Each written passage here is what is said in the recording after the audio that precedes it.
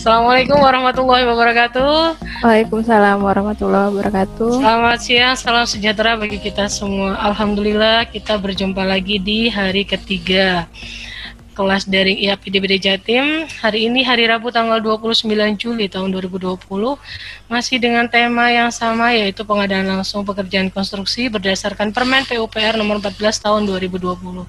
Masih tetap bersama kami di sini tim admin IAPDBD Jatim, ada saya Mbak Neno, Mbak Upi, Mbak Yani, Mas Wawan, juga Mbak Ira. Bagaimana kabar Bapak Ibu sekalian hari ini? Semoga senantiasa dalam kondisi sehat walafiat, tetap semangat dan tetap tersenyum. Karena kan senyum adalah obat yang paling mudah. Kalau hati senang, otomatis imun meningkat, begitu. Baik, kita sampaikan lagi susunan kegiatan hari ini, yaitu yang pertama, kita buka dengan foto bersama, kita lanjut langsung dengan pemaparan materi yang akan disampaikan oleh fasilitator IAPDBD Jatim. Tetap sama Bapak Abdul Qadir dan moderatornya tetap sama, yaitu Mbak Upi. Lanjut dengan tanya jawab interaktif ataupun chat Zoom yang akan dipandu oleh moderator. Kita tutup dulu, kemudian kita tutup lagi dengan foto bersama. Baik, kita awali dengan foto bersama. Baik, terima kasih. Wah, ini senyumnya sudah terlihat di sini jelas. Semoga ini sampai berakhir tetap tersenyum.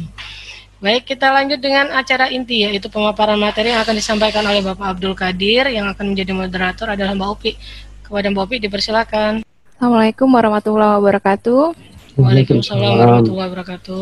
Selamat siang Bapak Ibu dan peserta kelas daring pengadaan langsung pekerjaan konstruksi. Hari ini kita akan memulai hari ketiga kelas daring PL pekerjaan konstruksi. Untuk hari ini adalah hari terakhir untuk Pak Qadir menjadi fasilitator, karena besok kita akan praktek ESPSE yang akan dipandu oleh Mas Husen. Jadi Bapak Ibu yang mungkin nanti pertanyaannya maksudnya pertanyaan yang mau ditanyakan ke Pak Qadir bisa langsung disampaikan ke beliau supaya materi-materi yang disampaikan selama 3 hari ini bisa tersampaikan. Mungkin lebih enak mungkin bisa langsung bertanya dengan Pak Qadir karena besok sudah berganti narasumber. Kemudian kami ingatkan lagi untuk besok, kami harap Bapak Ibu sudah menggunakan laptop semua atau PC, karena untuk prakteknya akan lebih mudah langsung menggunakan laptop atau PC.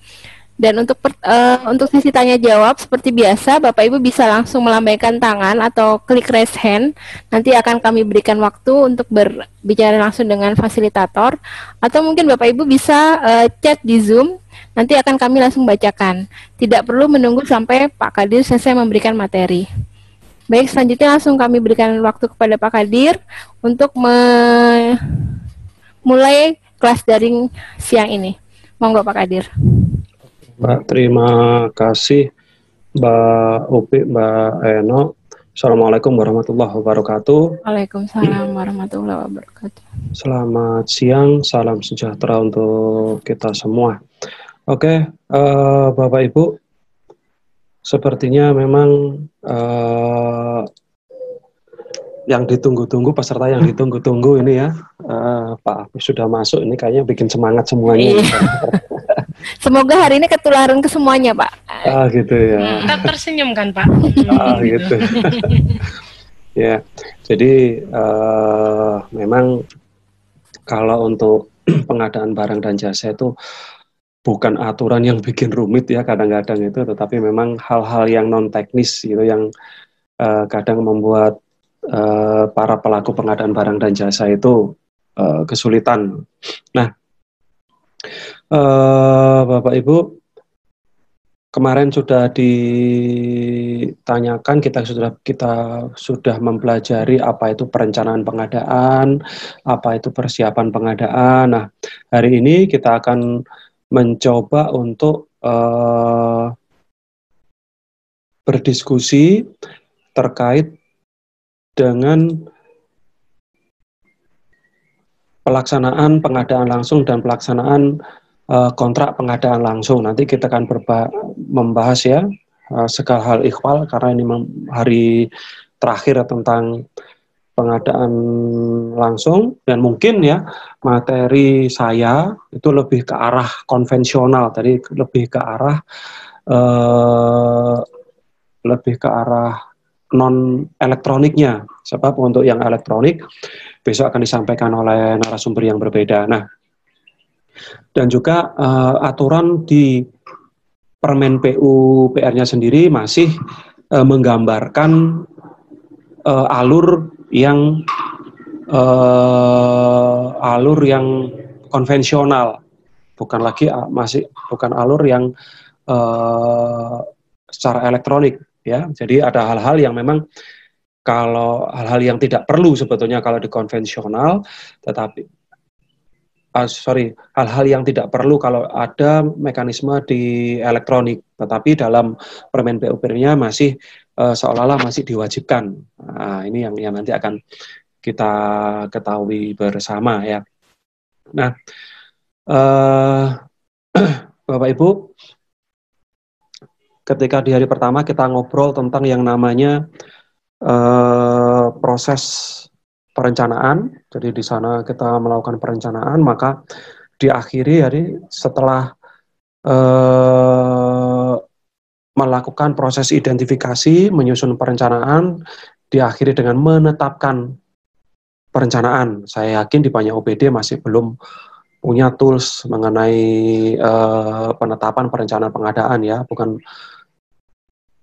jadi jarang sekali saya seringkali ketika memberikan materi, ketika saya sodori tool itu, mereka kaget, apa perlunya ini Pak, dan lain sebagainya. Jadi bahasa pengguna anggaran menetapkan, nah ini berarti harus ada bentuk penetapannya. Jadi tidak otomatis kalau dokumen pelaksanaan anggaran atau DPR itu adalah dokumen anggarannya, tapi perencanaan pengadaan perlu ada penetapan tersendiri ya, yang kemarin sudah saya berikan berupa SK pengguna anggaran. SK pengguna anggaran ini pun ternyata masih banyak yang belum familiar. Kenapa? Ketika saya konsep menggunakan dokumen penetapan atau SK pengguna anggaran, masih banyak yang merubah menjadi SK kepala dinas atau kepala badan atau kepala kantor ya, terserahlah. Yang penting kata-kata pengguna anggaran jangan dilepas ya. Jadi di dalamnya nanti ada hal-hal yang memang harus dibunyikan pengguna anggaran. Padahal kalau SK pengguna anggaran masih diperkenankan juga. Nah, setelah melakukan proses penetapan, barulah kemudian diumumkan dalam sirup ya. Jadi minimal perencanaan itu diumumkan dalam sirup. Barulah kemudian setelah diumumkan dalam sirup, barulah kita bisa melakukan proses pemilihan penyedia barang atau jasa.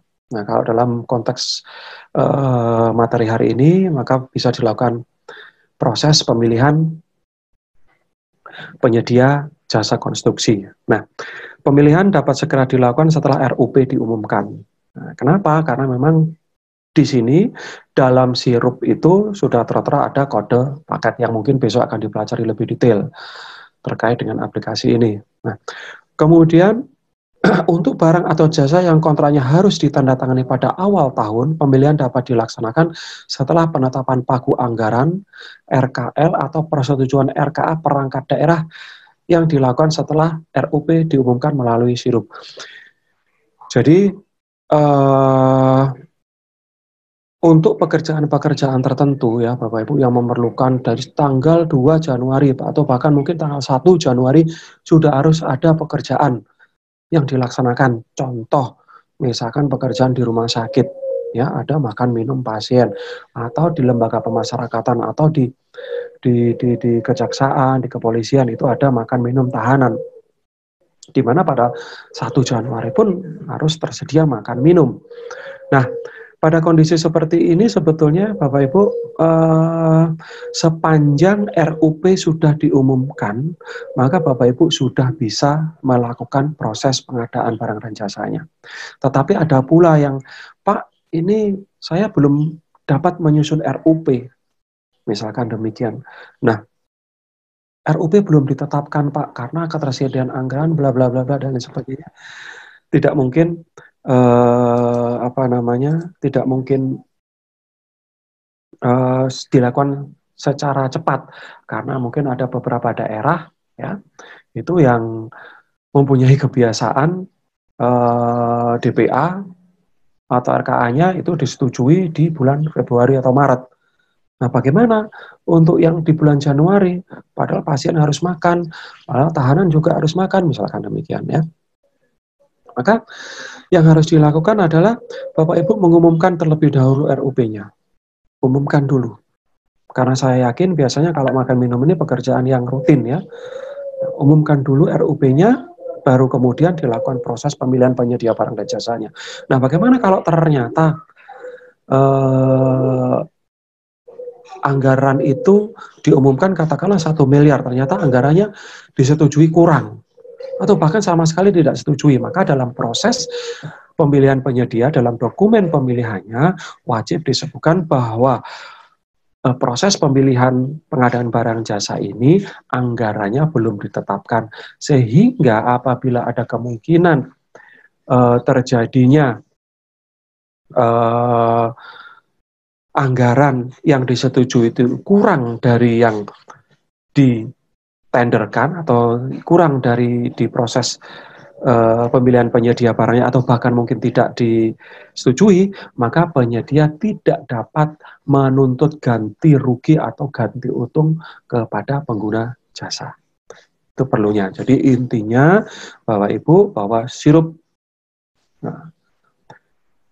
Nah, apapun yang terjadi kemudian begitu sirup diumumkan ada perubahan dan lain sebagainya, maka sirupnya atau RUP-nya wajib direvisi. Gitu ya, Bapak Ibu. Nah, kalau sudah pelaksanaan pengadaan langsung jasa konstruksi ya, baik secara baik pekerjaan konstruksinya maupun jasa konsultansinya bisa dilakukan secara elektronik maupun kalau misalkan terpaksa gitu ya, manual dengan pencatatan bisa dilakukan ya, bisa dilakukan dengan konvensional. Contoh misalkan kalau terlalu kecil biasanya ini pada jasa perencanaan atau jasa pengawasan. Untuk pengadaan langsungnya nilainya 50 juta. Nah, tapi karena undang-undang konstruksinya bahwa untuk pekerjaan konstruksi wajib ada dokumen perencanaannya. Maka kalau dokumen perencanaan itu dikerjakan oleh konsultan, baik itu konsultan perencanaan maupun konsultan badan usaha, karena nilainya terlalu kecil, kalau menggunakan LPSE, maka bisa dilakukan secara konvensional atau manual, tapi dengan pencatatan. Nah, itu bagaimana teknisnya, besok akan dipelajari dengan narasumber yang berbeda. Ya, jadi bisa dilakukan secara elektronik, bisa dengan manual dan dengan pencatatan. Nah, kemudian Pak, kalau kemudian wajib secara elektronik, kemudian ternyata nilainya besar, dilakukan secara manual. Apa sanksinya? Dalam Perpres tidak ada sanksi ya, Bapak Ibu. Tetapi kemudian kalau misalnya ada yang mempersoalkan, Bapak Ibu akan kesulitan. Sebab pekerjaan secara elektronik ini dimaksudkan dalam rangka Bapak Ibu memenuhi prinsip-prinsip pengadaan, terutama prinsip transparan dan terbuka. Ya, jadi terbuka, siapa saja bisa ikut, transparan, bahwa proses yang ada dalam proses pemilihan penyedia barang dan jasanya, itu masyarakat yang ingin tahu silakan membuka SPSE-nya. Nah, ini kemudian proses pengadaan langsung. Ya, pertama, pejabat pengadaan mengundang satu pelaku usaha yang diyakini mampu. Kemudian, nah ini kemarin terkait dengan pertanyaan ya, saya yakin Pak Afif, kalau nggak salah Pak Afif kemarin yang nanya, saya lupa yang nanya kemarin siapa. Jadi pejabat pengadaan mengundang satu penyedia, bagaimana? Apakah harus ada dua? Ya, memang ya, kalau tidak salah saya diberitahu Mbak Upi sama Mbak Enak tadi, ternyata banyak teman-teman ini yang berasal dari Sumeneb ya. Ada Bapak Ibu yang dari Sumeneb, tetangga Bapak Ibu itu tahun 2019 kemarin berurusan dengan aparat penegak hukum karena masalah ini ya, pejabat pengadaan mengundang satu pelaku usaha yang diyakini mampu, tetapi ada persepsi lain bahwa ternyata menurut persepsi beliau-beliaunya bahwa kita wajib mengundang dua. Tidak ya Bapak Ibu, jadi kita wajib mengundang satu pelaku usaha saja mengundangnya. Nah, bagaimana dengan proses, karena memang proses di Perlem LKPP nomor 9 adalah proses pengadaan langsungnya itu ada PP membandingkan ya, membandingkan harga dan teknisnya itu dengan penyedia lain yang berbeda. Nah, maka di sini bukan mengundang, tetapi bisa jadi Bapak Ibu pertama bisa mencari informasi melalui offline, bisa meminta kalau memang misalkan mau meminta penawaran ya silakan dilakukan dengan cara offline kemudian dibandingkan. Ya, monggo teknik survei bisa berbagai macam cara yang dilakukan dalam rangka memenuhi kebutuhan data terkait harga maupun spesifikasi atau kualitas. Tuh, ya. Jadi dibandingkan dulu harga dan kualitasnya. Berikutnya, setelah pejabat pengadaan mengundang satu pelaku usaha yang diyakini mampu, maka berikutnya calon penyedia yang diundang tadi menampaikan penawaran sesuai jadwal dalam undangan. Nah, berapa lamanya jadwalnya diserahkan kepada pejabat pengadaan, ya, diserahkan kepada pejabat pengadaan, tetapi pejabat pengadaan wajib memberikan waktu yang logis, ya, waktu yang cukup bagi penyedia untuk menyusun dan membuat dokumen penawarannya. Ya, untuk menyiapkan, membuat, menyusun dokumen penawarannya. Tetapi memang karena diberikan kebebasan, saya sendiri ketika melihat beberapa teman ya, ketika saya lihat dokumen pengadaan langsungnya, begitu saya lihat jadwalnya, kadang hari ini sore itu mengundang, besok siang itu sudah batas akhir pemasukan, ya, sore hari sudah evaluasi. Nah, ini ya memang diserahkan sepenuhnya, tetapi ya logis sajalah menurut saya begitu. Berikutnya, kalau sudah pejabat pengadaan membuka penawaran dan melakukan evaluasi.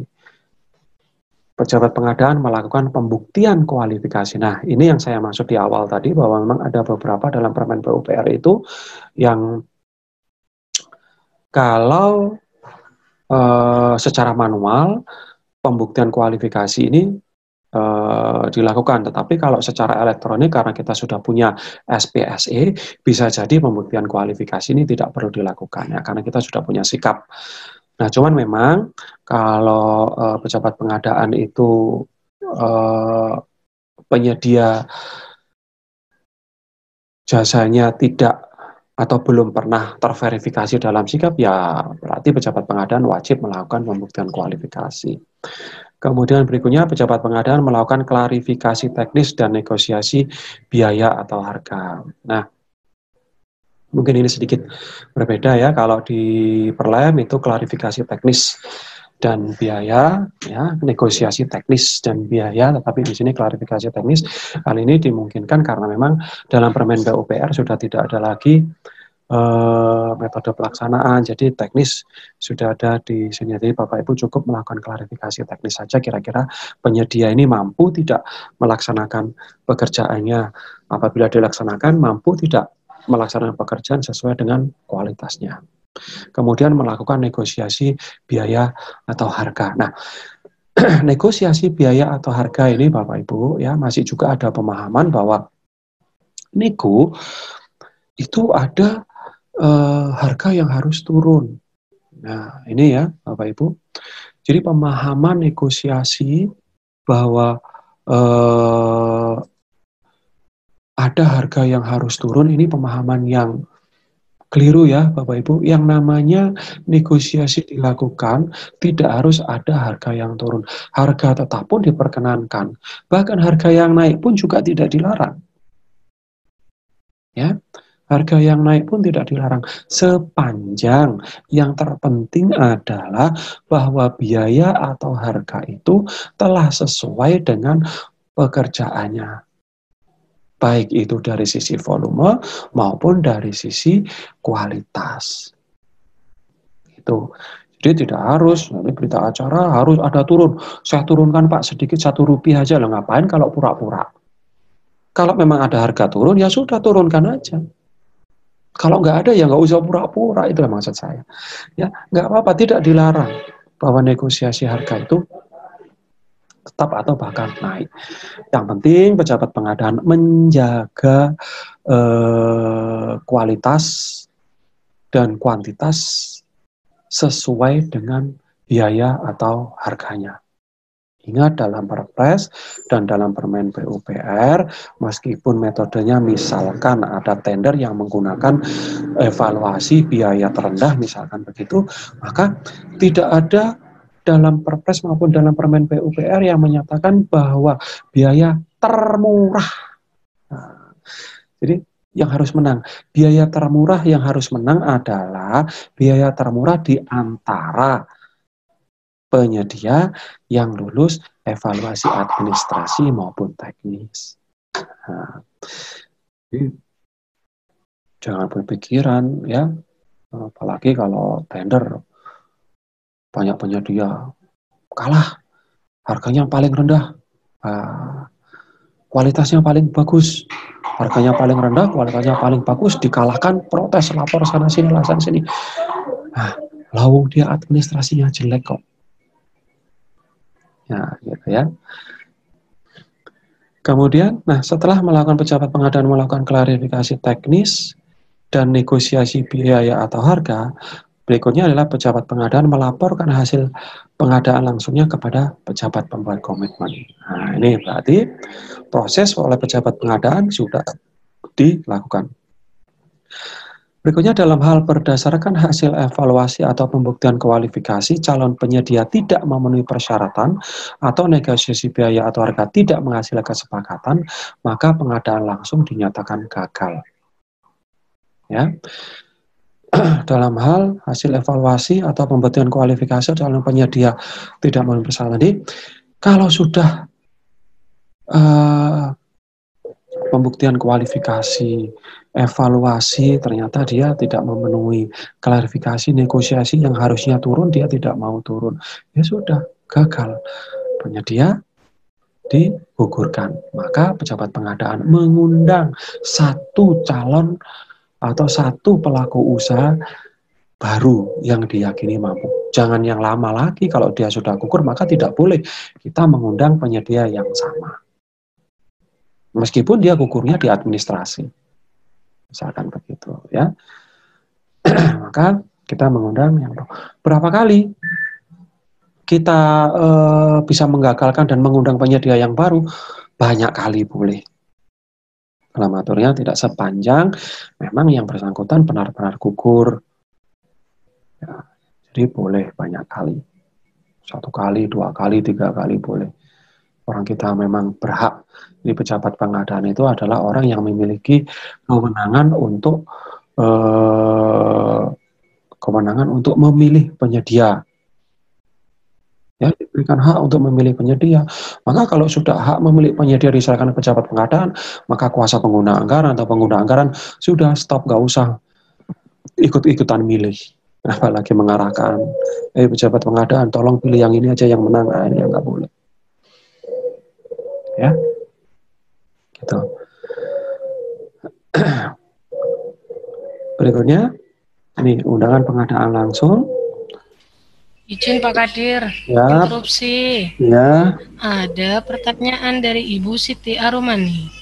Siap. Untuk CCO itu masuk adendum kontrak atau gimana Pak? Adakah persyaratan boleh di CCO-kan pada pekerjaan konstruksi? Ini saya jawab sekarang CCO, apa? Pak. Disimpan dulu aja ya. Iya, nanti ada materinya tentang perubahan. Ya, sabar dulu nggih Bu Siti, di pending dulu, ditahan dulu sampai nanti. Iya. Masih Oke. bersama Pak Kadir kok, Bu. Nanti akan terjawab. Ya, ya, Lanjut Pak kalau gitu. ya. Ya, mohon maaf ya, bukan tidak dijawab, tapi nanti di akhir sesi ada nanti kita terkait dengan kontrak. Saya yakin memang untuk urutan-urutan ini mungkin sudah paham, apalagi yang dari pejabat pengadaan ya, urutannya. Tapi ya saya wajib menjaga ini. Ada lagi Pak, tapi disimpan juga kayaknya nih Pak Afif juga terkait CCO Pak. Disimpan dulu ya Pak ya. Oh, terkait CCO, oke, terkait CCO nanti dulu ya. Iya Pak, disimpan lagi kalau gitu. Tiga nggak Pak simpanannya? Simpanannya 3, oh udah 3. Maksudnya pertanyaannya yang disimpan Oh, 3 Pak. kirain Iya Pak. CCO. Oke. Saya lanjut ya, Pak Eno ya. Lanjut Pak. Undangan pengadaan langsung paling sedikit memuat nama, paket, dan uraian singkat pekerjaan. Nama paketnya dan uraian singkat. Jadi nama paketnya disebutkan misalkan paket pengadaan. Nah, ini biasanya nama paket disesuaikan dengan dokumen pelaksanaan anggarannya. Kemudian uraian singkat misalkan pembangunan apa, ya disebutkan ruas jalan ini sampai dengan jalan ini, misalkan begitu. Nilai total HPS dan sumber pendanaan. Apakah dari DAU, APBD, APBN, APBD apakah dari DAU, DAK, dan lain sebagainya. Sebutkan di sana. Kemudian alamat pelaksanaan pengadaan langsung, ini biasanya dinas, misalkan dinas kesehatan, atau apa, terserah ya. Kemudian jadwal pengadaan langsungnya, terutama pemasukan dan penetapan pemenangnya ya, pemasukan dokumen penawarannya. Kemudian penyampaian dokumen penawaran ya. Jadi ada data kualifikasi, ada dokumen penawaran, dan dengan menggunakan satu file pasca kualifikasi. Nah, di sini kalau untuk pengadaan langsung dalam permen PUPR-nya itu wajib menggunakan pasca kualifikasi. Ya, jadi cukup satu kali pemasukan, semua data sudah menjadi satu dan diberikan kepada pejabat pengadaan baik melalui SPSI maupun melalui konvensional. Nah, berikutnya data kualifikasi diisikan dalam formulir isian kualifikasi. Kemudian memiliki izin usaha konstruksi kalau untuk pekerjaan konstruksi ya, jasa konsultansi berarti memiliki izin usaha jasa konsultansi. Kemudian memiliki sertifikat badan usaha sesuai dengan subklasifikasi usaha ya. Dan ini cukup yang dipersyaratkan satu SBU saja ya, tidak lagi kalau untuk yang tender atau non kecil itu bisa sampai 2 SBU ya, nggak usah banyak-banyak ya. Ini karena SBU yang banyak-banyak dianggapnya ada sesuatu tanda kutip. Kemudian memiliki NPWP dan memiliki kewajiban pelaporan pajak. SPT cukup SPT tahunan, memiliki akta pendirian perusahaan dan akta perubahan perusahaan, memiliki pengalaman pekerjaan sesuai dengan subklasifikasi SBU ya, yang disyaratkan paling kurang satu pekerjaan. Jadi pengalamannya sesuai dengan subklasifikasi.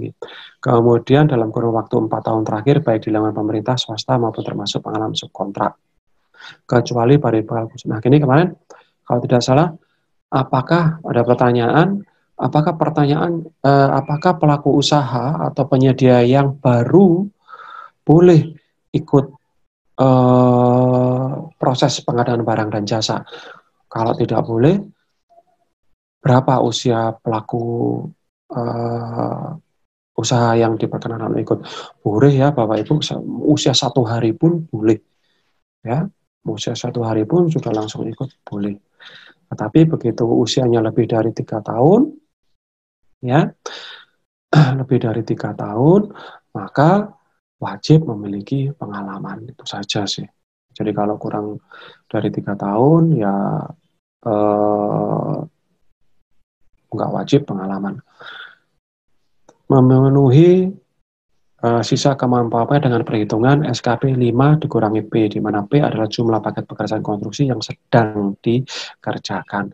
Sedang dikerjakan itu pada saat yang bersamaan ya Bapak Ibu. Pada saat yang bersamaan.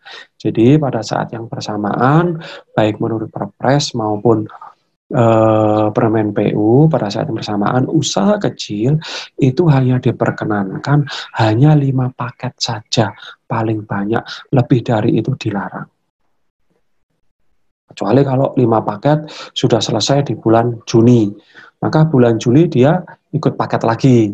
Nah, enggak apa-apa, karena yang lain sudah selesai. Jadi 5 paket pada saat yang bersamaan. Kemudian penyampaian dokumen penawaran, ya. Dokumen penawaran terdiri atas ini kalau untuk jasa konsultansi, kalau untuk sampai dengan 50 pekerjaan konstruksi 50 juta atau jasa konsultansi sampai dengan 25 juta, maka bentuk penawaran cukup surat penawaran dan penawaran biaya atau harga. Kalau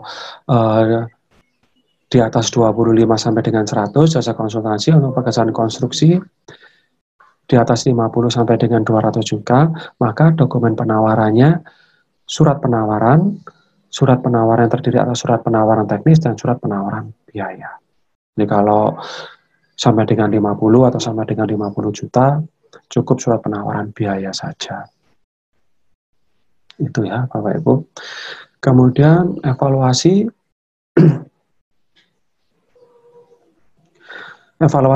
ingat dilakukan dengan metode sistem gugur, ya, metode sistem gugur. Kemudian sebelum dilakukan evaluasi, maka Bapak Ibu melakukan koreksi aritmatik untuk membetulkan kesalahan-kesalahan baik perhitungan, penjumlahan, perkalian maupun kesalahan penulisan volume, ya, kesalahan volume dalam dokumen penawaran. Nah, ketentuan koreksi aritmatik ini dilakukan sebelum evaluasi penawaran, ya. Barulah kemudian setelah itu evaluasi penawaran berupa administrasi dan evaluasi teknis. Setelah itu dilakukan pembuktian kualifikasi, ya. Baru kemudian klarifikasi teknis, negosiasi biaya atau harga. Nah, pembuktian kualifikasi dilakukan dalam hal calon penyedia lulus evaluasi penawaran dan evaluasi kualifikasi. Ingat ya, pembuktian kualifikasi tadi kalau memang diperlukan. Klarifikasi teknis, nego biaya atau harga dilakukan dalam hal calon penyedia lulus pembuktian kualifikasi. Jadi klarifikasi dilakukan. Jadi kalau misalkan ini menggunakan sikap, maka evaluasi penawaran. Jadi sikapnya sudah dilakukan pembuktian kualifikasi di sikapnya, maka setelah evaluasi langsung dilakukan klarifikasi. Itu ya, tapi kalau tidak ya berarti harus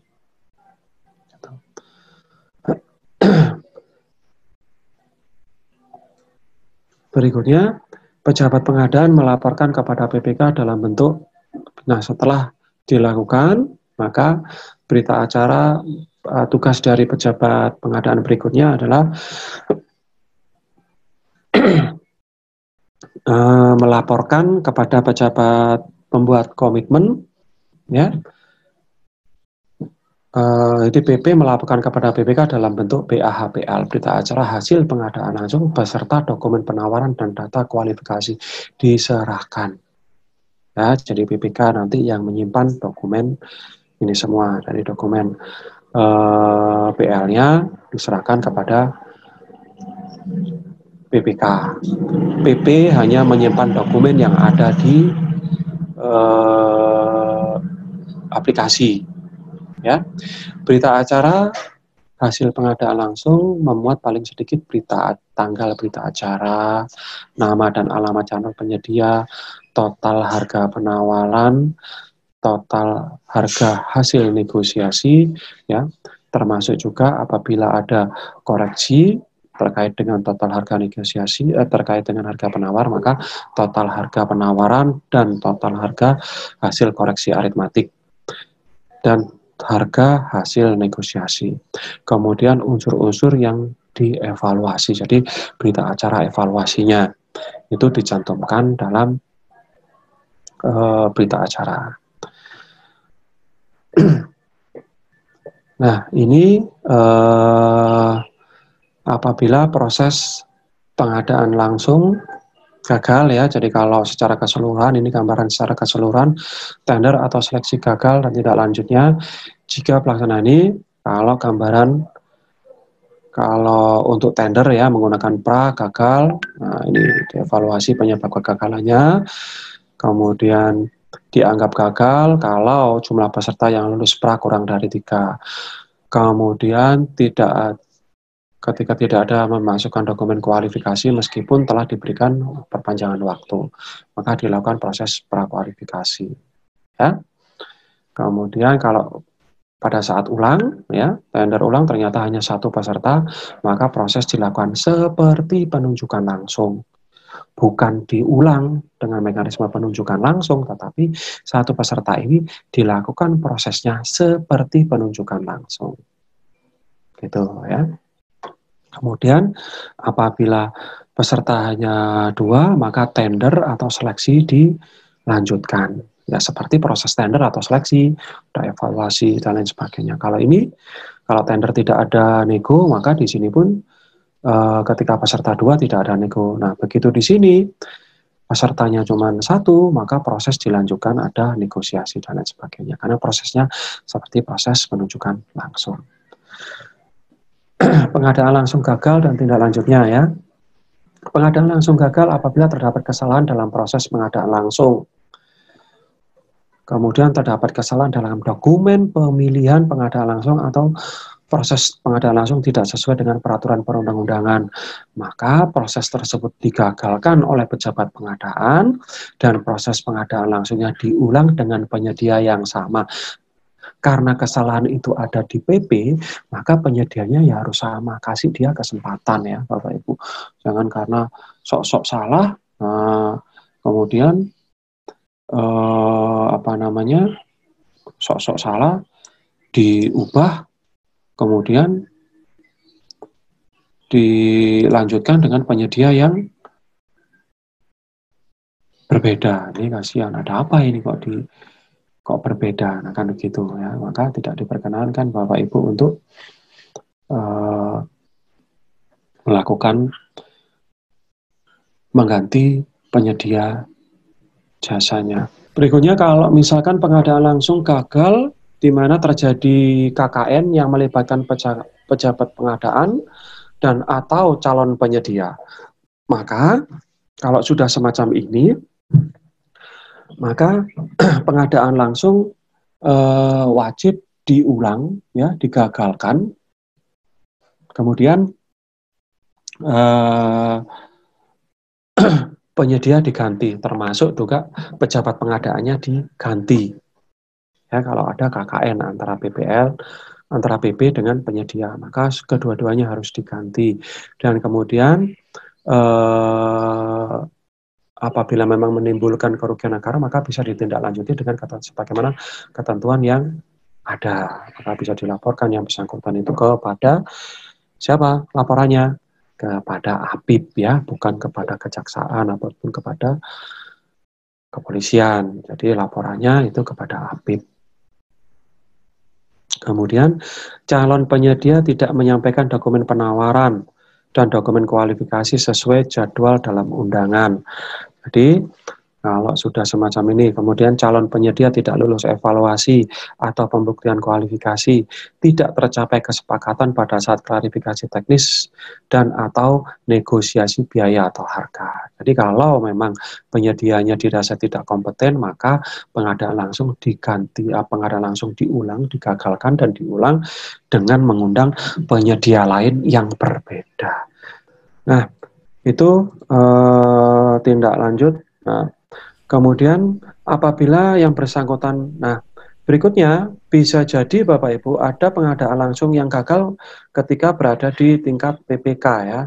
Apabila yang bersangkutan mengundurkan diri dengan alasan yang dapat diterima secara objektif oleh PPK dan penawaran masih berlaku, maka pelaku usaha yang bersangkutan tidak dikenakan sanksi apapun. Nah, ini bisa jadi setelah ditetapkan sebagai pemenang, penyedia mengundurkan diri.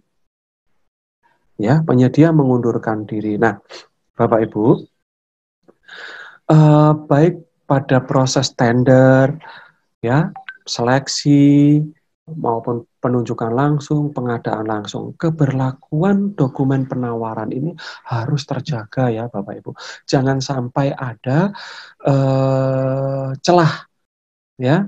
Celah itu dalam artian ketika kita melakukan proses, ya, ternyata ada celah di mana proses itu ada yang tidak terkait dokumen, keabsahan dokumennya, ya. Jadi yang saya maksud begini, ketika penyedia melakukan penawaran, di sana ada masa berlaku surat penawaran.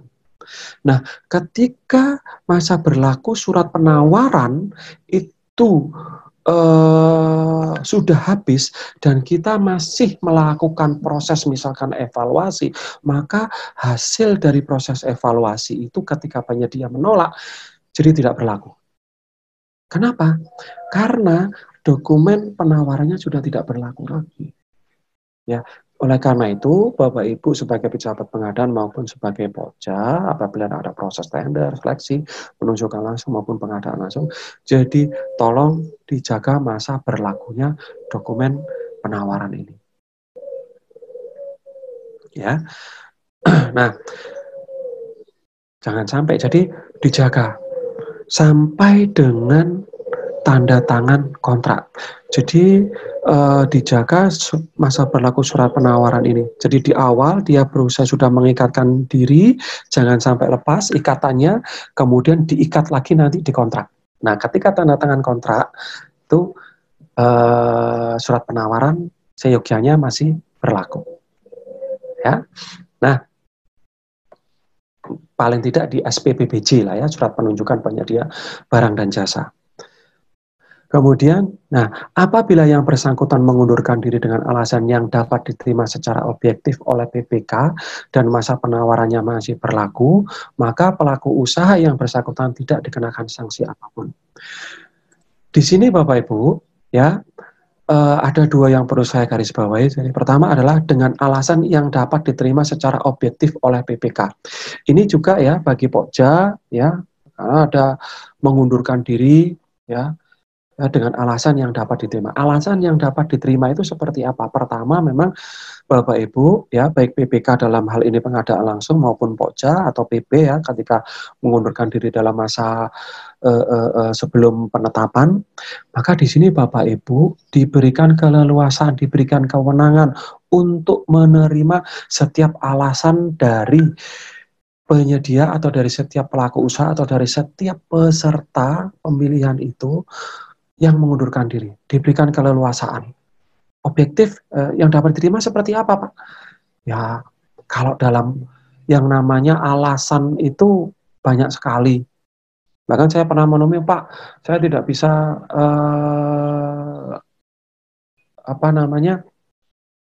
tidak bisa mengikuti lebih lanjut karena barang sudah habis, pabrik sudah tidak lagi memproduksi seperti itu. Nah, maka ini pemikiran pejabat pengadaan dan PPK lah yang bisa menyimpulkan apakah ini layak secara objektif diterima atau tidak, atau memang mengada-ada. Nah, kalau yang mengada-ada silakan, nanti Bapak Ibu diberikan kewenangan, dianggap sudah ahli, bisa memilih mana yang dapat diterima secara objektif, mana yang tidak dapat diterima, mana yang objektif, mana yang tidak. Gitu ya. Contohnya misalkan pada saat ditetapkan pemenang, pada saat persiapan penunjukan penyedia barang dan jasa, ternyata penyedia baru saja menerima surat penetapan daftar hitam, maka dia mengundurkan diri. Nah, kalau semacam ini, maka itu bisa diterima secara objektif. Ya, apabila yang bersangkutan mengundurkan diri dengan alasan yang tidak dapat diterima secara objektif oleh pejabat pengadaan dan masa penawaran masih berlaku, maka pelaku usaha dikenakan sanksi daftar hitam. Jadi kalau dia alasannya mengada-ada dan penawarannya masih berlaku, maka bisa diberikan sanksi daftar hitam. Nah, kemudian yang bersangkutan tidak bersedia ditunjuk. Ketika melakukan proses persiapan penunjukan penyedia, ternyata masa berlaku surat penawarannya sudah tidak ada, sudah tidak berlaku. Ya, sudah tidak berlaku ini karena berbagai macam alasan, bisa jadi karena proses evaluasi yang terlalu lama. Biasanya Pokja untuk paket-paket yang serem-serem itu suka nunda-nunda ya. Nah, ini penawarannya terlalu lama. Yang seharusnya dalam jadwal itu evaluasi cukup 1 minggu, tapi karena berlama-lama makanya bisa jadi 3 bulan. Nah, ternyata penawarannya banyak yang tidak berlaku, maka penyedia diminta untuk memperpanjang masa berlaku surat penawaran. Tapi ada penyedia yang tidak mau. Nah, tapi kalau sudah penyedianya ini tidak mau, maka meskipun dia tidak bersedia ditunjuk, maka kita tidak bisa memberikan sanksi apapun. Karena apa? Karena dia dianggap sudah tidak bersedia. Dia dianggap sudah mengundurkan diri. Dia dianggap tidak memasukkan lagi dokumen penawarannya. Itu ya, Bapak Ibu. Jadi, kalau sudah mengundurkan diri, karena alasan tadi itu, maka Bapak Ibu bisa menerima atau tidak menerima, bisa memberikan sanksi atau tidak memberikan sanksi. Itu pengadaan langsung yang gagal. Oke, terkait dengan proses yang dilakukan oleh pejabat pengadaan, apa ada pertanyaan ini, Mbak Eno atau Mbak Upi? Nggak ada ya? Ada Pak, ada Pak. Terkait ini ya. Oh, oke. Nggak ada ya. Pak Muhammad Yunus Pak. Mumpung beliaunya tadi soalnya sinyalnya pas hilang, ini beliaunya sudah bergabung Pak. Oke, siap. Tanya Pak, untuk pengadaan langsung di bawah 200 juta, apakah penyedia harus ada pendamping? Maksudnya pendamping itu apa ya? Saya kok kurang paham. Sebentar saya panggilkan Pak Mahmud Yunus untuk... salah lagi. Pak Muhammad Yunus. Mohon maaf Pak, kebacanya matanya siwer saya Pak. Monggo Pak Yunus. Pak Yunus bisa langsung bicara Pak dengan Pak Kadir.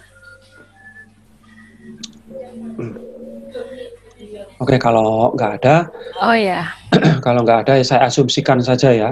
Baik Pak. Kira-kira mungkin ini asumsi saya mungkin pendamping, mungkin itu sama seperti pertanyaan kemarin. Pendamping, yang jelas kayaknya bukan pendamping hidup ini Mbak Upi ya. Pendamping bukan, itu mungkin Pak, apa namanya? Pak Yunus monggo Pak. Mungkin pendamping itu pemasukan dokumen penawaran tadi mengundang satu ya, kemudian ada satu lagi pendamping. Jadi memasukkan dua penawaran. Mungkin itu ya. Tadi sebetulnya sudah saya jelaskan kalau. Nah itu Pak Yunus sudah mau tampil. Saya unmute dulu nggih. Monggo Pak Yunus. Nggih, monggo Pak. Pak Yunus. Suaranya, audionya belum keluar Pak Yunus. Audionya belum keluar Pak Yunus. Pembanding maksudnya gitu. Nggih, sampun deh. Pembanding. Ya.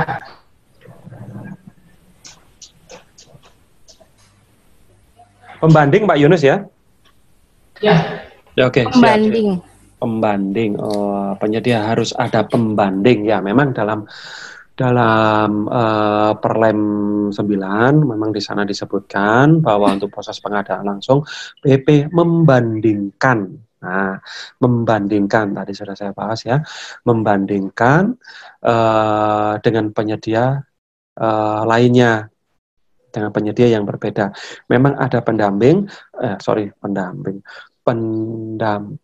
Pembanding, Pak. Pembanding. Memang ada pembanding Nah, pembanding ini dimaksudkan ketika Bapak Ibu mencari informasi teknis dan harga. Gambaran mudahnya begini ya, Bapak Ibu. Ketika saya membeli laptop, ya, maka misalkan merek laptop saya itu merek A, tipe XYZ, seperti itu misalkan. Nah, ketika ada yang menawarkan laptop tersebut itu seharga 10 juta, maka saya tidak bisa mengetahui apakah harga 10 juta itu murah atau mahal. Maka saya harus membandingkan dengan barang dengan yang merek, tipe, dan jenisnya sama. Maka saya cari membandingkan, saya melakukan survei, maka dengan laptop dengan merek A jenis XYZ tadi. Oh, ternyata di luaran ketika saya bandingkan, ternyata harganya di luar 11 juta. Maka saya sudah bisa menyimpulkan bahwa yang dia tawarkan ini murah. Kalau ternyata di luaran itu harganya cuma 9 juta, maka saya sudah bisa mengambil kesimpulan bahwa laptop yang dia tawarkan ini adalah mahal. Sehingga proses selanjutnya, ya, ketika saya melakukan klarifikasi teknis dan biaya, kemudian dilanjutkan dengan negosiasi teknis dan biaya, maka saya sudah bisa tahu hal apa yang harus saya lakukan. Saya jadi harus tahu bahwa hal-hal inilah yang harus saya negosiasi, gitu ya. Jadi kita harus sudah tahu, oh ternyata laptop ini kalau di luaran itu 9 juta, sementara yang dia tawarkan itu 10 juta. Begitu saya lihat di luar memang 9 juta, tetapi belum termasuk misalkan aplikasinya, belum termasuk OS-nya. Kalau padahal OS itu seharga 1,5. Nah ini cuma 10 juta. Oh ternyata masih murah. Nah hal-hal seperti ini yang harus diketahui oleh pejabat pengadaan. Jadi harus melakukan survei. Itu ya. Jadi pembanding harus ada, tetapi kalau di pembanding yang dimaksud ini adalah yang memasukkan dokumen penawaran, maka itu tidak tepat. Jadi pembanding ini adalah hasil survei kita. Ya, gitu. Mungkin Pak Yunus, mungkin ada lagi? Pak Yunus mau menambahkan atau mau bertanya lagi? Pak Yunus? Ada sudah. Oh ya. Baik Pak, ini ada pertanyaan lagi Pak. Satu lagi. Oke. Jika penyedia belum menyampaikan penawaran sebelum batas waktu pemasukan penawaran, apakah boleh PP melakukan perubahan jadwal atau memperpanjang jadwal pemasukan penawaran? Oke, baik. Jadi jika penyedia belum menyampaikan, jadi sampai dengan batas akhirnya, misalkan hari ini penyedia tidak menyampaikan ya dokumen penawarannya, apakah diperkenankan? Diperkenankan ya Bapak Ibu. Jadi diperkenankan PP untuk memperpanjang. Makanya tadi saya sampaikan PP diberikan hak untuk menyusun jadwal sesuai dengan tahapannya masing-masing itu secara logis. Ya, jadi jangan sampai terlalu lama, juga jangan sampai terlalu cepat. Beri kesempatan bagi penyedia itu untuk menyusun dan memasukkan dokumen penawarannya. Karena menyusun dokumen penawaran itu bukan pekerjaan yang mudah juga ya, tapi butuh waktu juga. Nah, itu ya, jadi diperkenankan ya merubah atau memperpanjang jadwal pemasukan dokumen penawaran. Mungkin begitu Pak 0813. Ini kayaknya Pak Fajar kayaknya Pak. Pak Fajar ya. Iya, mungkin pakai HP ini. Baik Pak, bisa lanjut lagi Pak. Bisa lanjut. Pertanyaannya ya. Baru sampai di situ. Yang dua masih dikit. Oke, yang dua masih tentang kontrak ya. Iya, Oke. Pak. Baik, kalau tidak ada saya lanjut ke materi yang berikutnya. Diminum dulu nggak apa-apa, Pak. Nanti airnya bisa nambah lagi. Nggak cepat sembuh, bisa masuk. Bisa masuk, iya. Ini Tidak ditolak maksudnya. mudah-mudahan besok saya rencana mau masuk ini. Amin. Iya. Bapak Jumat kan libur, Pak. Kok besok masuk, Pak? Nggak enak, saya terlalu lama. Apalagi nanti pas hari Senin ada jadwal webinar lagi mulai pagi sampai siang. Jadi nggak enak. Oke. Nah, jadi itu ya gambaran tentang proses pengadaan langsung ya. Cuman kalau yang saya sampaikan ini masih secara konvensional atau secara manual, besok akan lebih didetailkan secara elektronik oleh narasumber dari LPSE profesi ya, dari fasilitator yang kebetulan juga sekaligus fasilitatornya LPSE provinsi. Nah, berikutnya pelaksanaan kontrak pengadaan langsung. Ketika si PP sudah melakukan evaluasi, maka langkah yang berikutnya adalah melaporkan ya berita acara hasil pengadaan langsung dan kemudian ditindaklanjuti dengan rapat persiapan penunjukan penyedia. Nah, rapat persiapan penunjukan penyedia ini, Bapak Ibu, ini dilakukan dalam rangka si PPK wajib menilai ya untuk memastikan bahwa proses pemilihan penyedia sudah dilaksanakan berdasarkan prosedur yang telah ditetapkan. Makanya kalau masih konvensional caranya, maka ini rawan sekali nanti ditolak oleh PPK hasil dari pemilihannya kalau masih konvensional. Tapi kalau melalui LPSE hampir bisa dipastikan bahwa prosedurnya sudah sesuai ya dengan aturan yang ada. Kemudian berikutnya PPK juga memastikan bahwa pemenang atau calon penyedia memiliki kemampuan untuk melaksanakan pekerjaan sebagaimana dokumen penawaran dan sebagaimana kontrak yang akan ditandatangani nanti. Jadi wajib memastikan. Makanya di sini dilihat kebutuhan, misalkan seandainya ada butuh tenaga terampil, dilihat apakah memang tenaga terampilnya itu ada. Jadi cukup pembuktian saja, tidak perlu hadir ya, dihadirkan orangnya ya. Nah, jadi gitu. Kemudian, nah dari hasil review apa yang sudah dilakukan oleh pejabat pengadaan ini, maka BPK memutuskan untuk menerima atau menolak. Nah, tadi saya sampaikan bahwa kalau memang prosedurnya atau caranya masih menggunakan cara manual, rawan sekali untuk ditolak oleh BPK.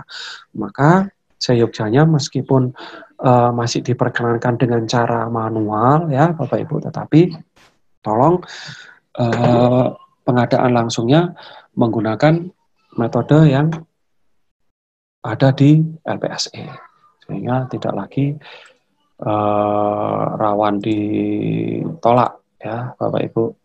Berikutnya ya, jadi setelah itu serta dilakukan review barulah PPK atau pengguna jasa menetapkan SPPBJ, kemudian diberikan kepada penyedia. Kalau misalkan dalam di atas 200, SPPBJ ini digunakan untuk membuat atau mengurus jaminan pelaksanaan. Tapi kalau untuk pengadaan langsung tidak perlu ya. Tidak perlu.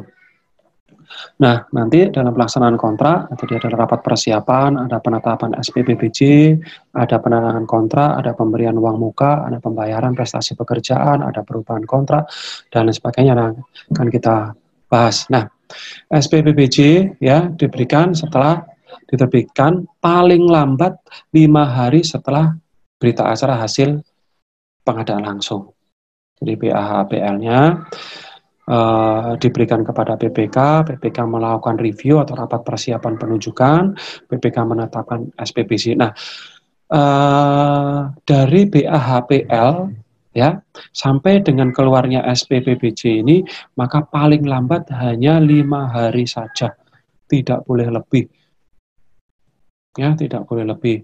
Nah, rapat persiapannya biasanya di hari ketiga, ya. Jadi betul, saya memberikan surat, jadi PP memberikan surat kepada PPK untuk melakukan rapat persiapan penunjukan. Ya, barulah kemudian menetapkan SPPBJ. Ya, cuman ini dilakukan beneran ya, Bapak Ibu. Saya masih sering menjumpai rapat persiapan nggak pernah dilakukan. Pokoknya apapun yang ditetapkan oleh PP diterima sudah. Keluarkan SPPBJ. Rapat persiapan, berita acara rapat persiapan penunjukan kadang ada, kadang enggak. Kalaupun ada, itu cuma pura-pura, cuma berita acaranya saja. Ya. Ini kasihan nanti ketika ada permasalahan kontrak. Ya, itu kasihan si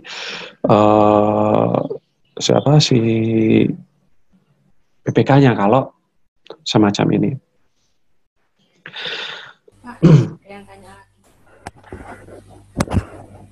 Pak Kadir, iya. ada yang bertanya. Siap, oke. Dari Pak Afif, wajibkah metode pemilihan dengan e-purchasing?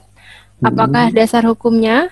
Bagaimana halnya jika ditemukan bahwa harga melalui e-purchasing lebih mahal dari harga pasar? Bolehkah PPK memutuskan untuk melaksanakan proses pengadaan melalui pengadaan langsung? Banyak langsung Pak Afif muncul langsung neret. Ya, peserta favorit kita ini. Ya. Oke. Jadi Bapak Ibu, ya, saya sebentar ya.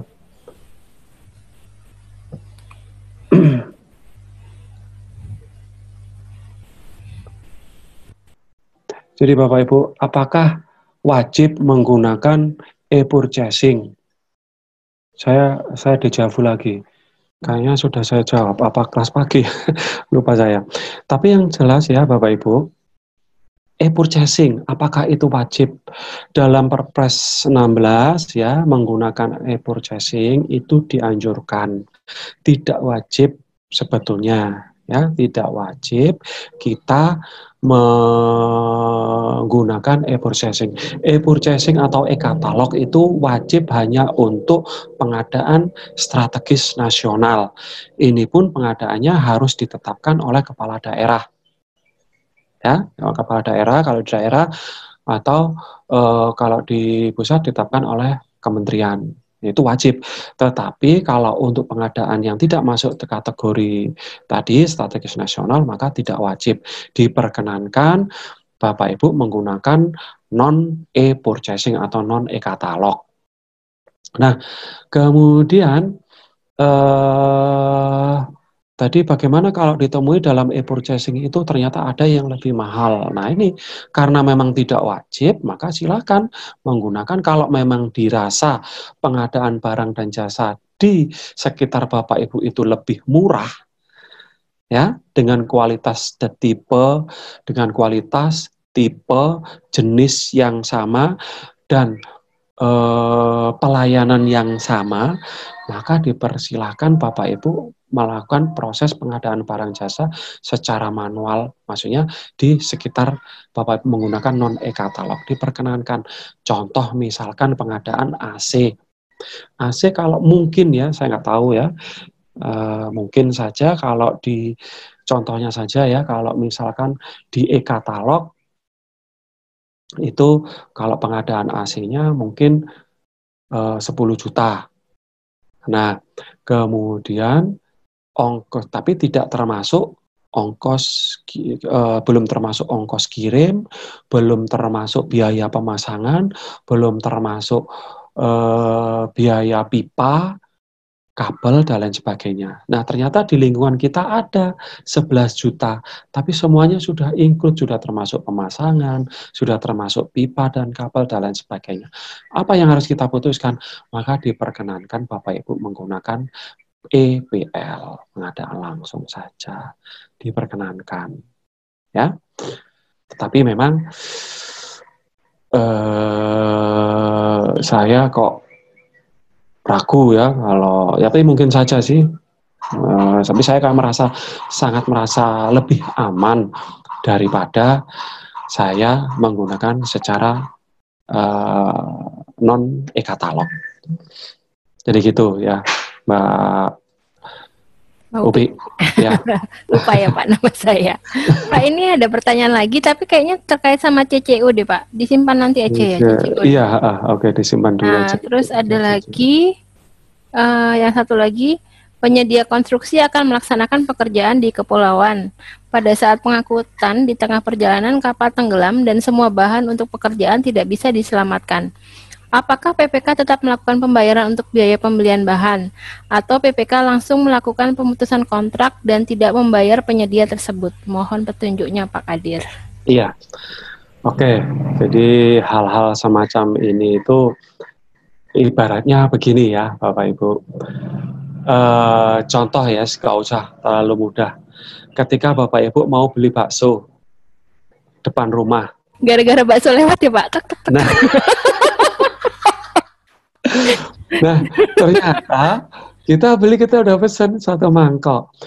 Dia nyebrang dari seberang, nyebrang ke kita. Kemudian dia kena batu, jatuh, mangkoknya pecah, baksonya.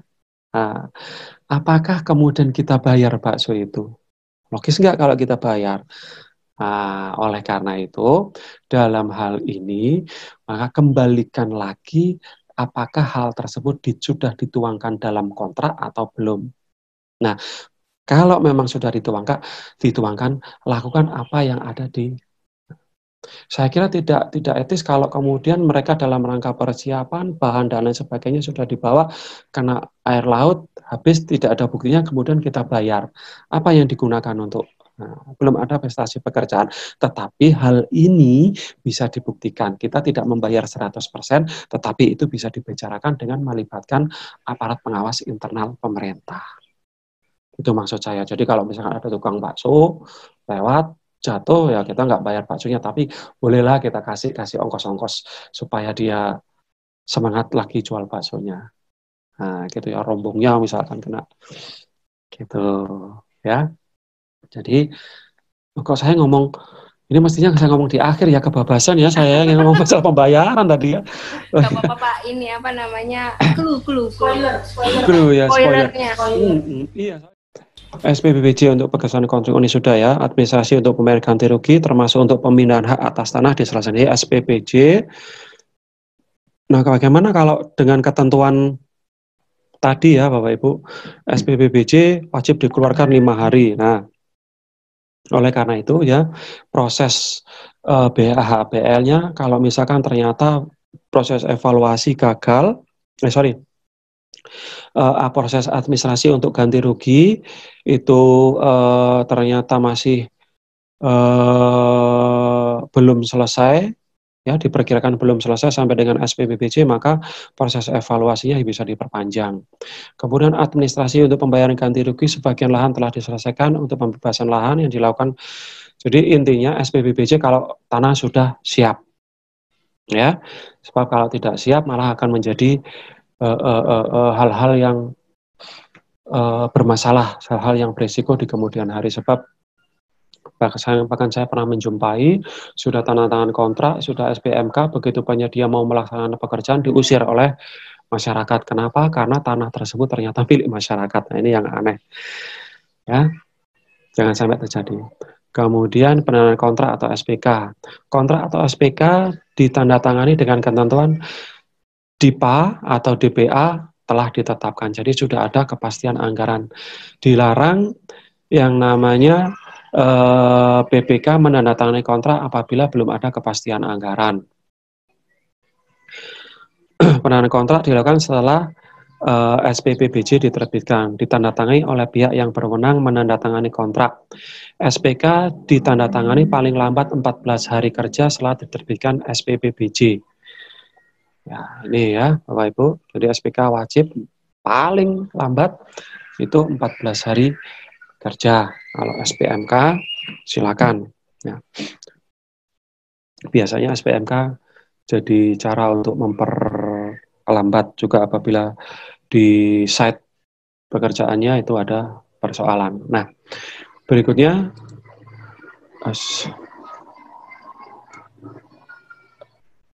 Ada pertanyaan lagi Pak? Satu lagi.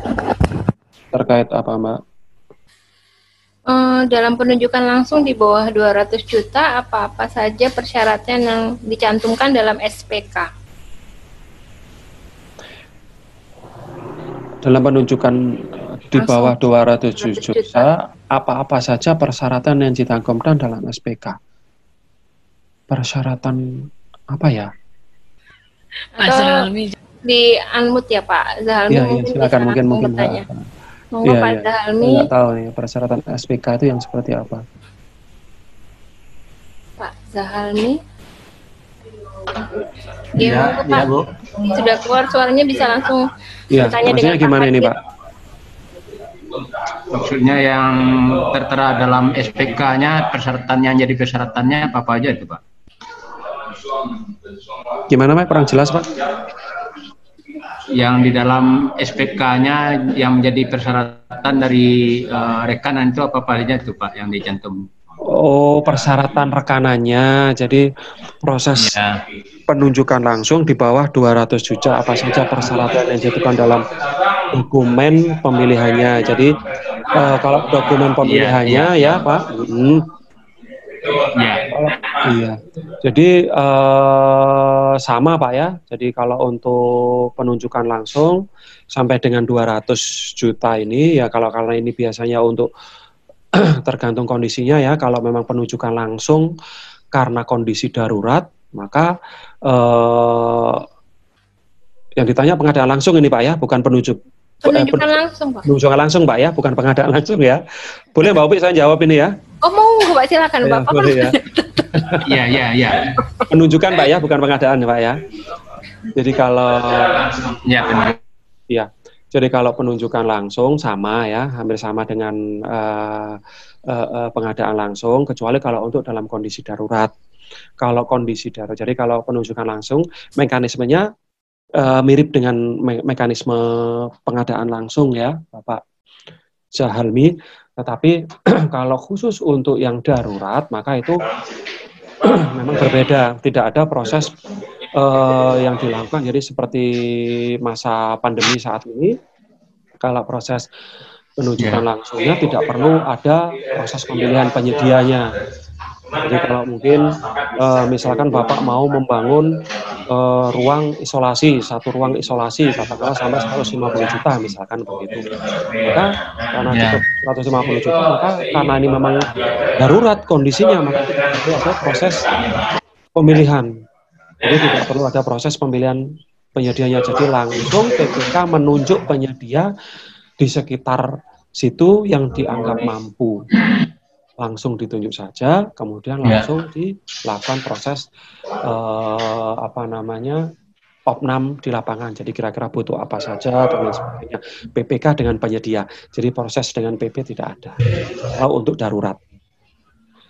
Nah kemudian setelah itu langsung dilakukan proses SPMK. Jadi SPMK dulu, baru kemudian SPK, ya. Baru kemudian ketika nanti akan melakukan pembayaran, jangan lupa dilakukan ada berita acara penghitungan bersama, ya. Jadi ada berita acara penghitungan bersama antara penyedia dengan PPK, dihitung bersama dulu kira-kira berapa berapa habisnya. Ya, mungkin gitu Pak. Iya Pak.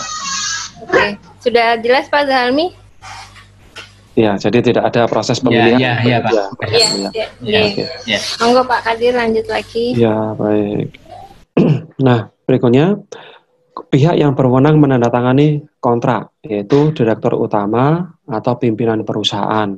Jadi yang diperkenankan tanda-tangan kontrak itu direktur utama atau pimpinan perusahaan, atau boleh orang lain yang menerima kuasa dari direktur utama atau pimpinan perusahaan atau pengurus koperasi yang nama penerima kuasanya tercantum dalam pendirian beserta perubahan terakhir apabila ada perubahannya. Nah, boleh namanya itu tidak tercantum dalam akta pendirian perusahaan sepanjang yang bersangkutan diberikan kuasa untuk menandatangani kontrak dan sepanjang yang bersangkutan adalah pegawai tetap. Jadi contoh misalkan kantor cabang. Ya, kalau kantor cabang, maka kepala cabang biasanya tidak masuk dalam akte pendirian perusahaan. Maka bisa jadi kantor cabang boleh menandatangani kontrak meskipun namanya tidak tercantum dalam akte pendirian, tetapi yang bersangkutan telah memiliki kuasa untuk menandatangani kontrak dan dia sudah ditunjuk sebagai pegawai tetap atau sebagai kepala cabang dengan dibuktikan dengan surat penunjukan yang otentik. Jadi dilampirkan nanti surat penunjukan yang bersangkutan sebagai kepala cabang. Gitu ya.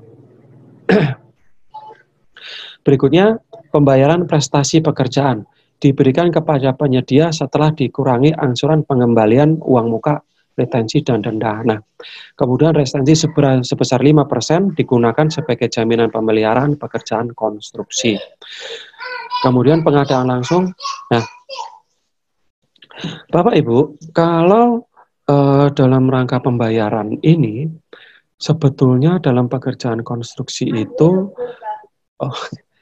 dalam pekerjaan konstruksi, pembayaran itu dilakukan hanya maksimal 95% saja.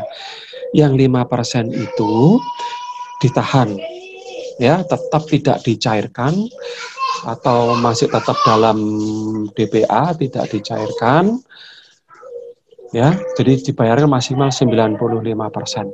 Kecuali apabila masa pemeliharaannya itu melebihi tahun anggaran, maka pembayarannya diperkenankan 100% dengan cara penyedia menyampaikan jaminan pemeliharaan. Jadi pembayaran pada pekerjaan konstruksi secara umum demikian. Di pembayaran hanya 5%, 95% saja. Kemudian pengadaan langsung dilarang subkontrak baik sebagian maupun seluruh pekerjaan kecuali pergantian nama penyedia. Jadi pada proses pengadaan langsung untuk subkontrak ya dilarang untuk disubkontrakkan baik sebagian. Nah, karena apa? Karena pada proses pengadaan langsung pekerjaan konstruksi ini hanya pekerjaan yang sederhana. Ya. Jadi hanya yang sederhana saja. Ya. Kemudian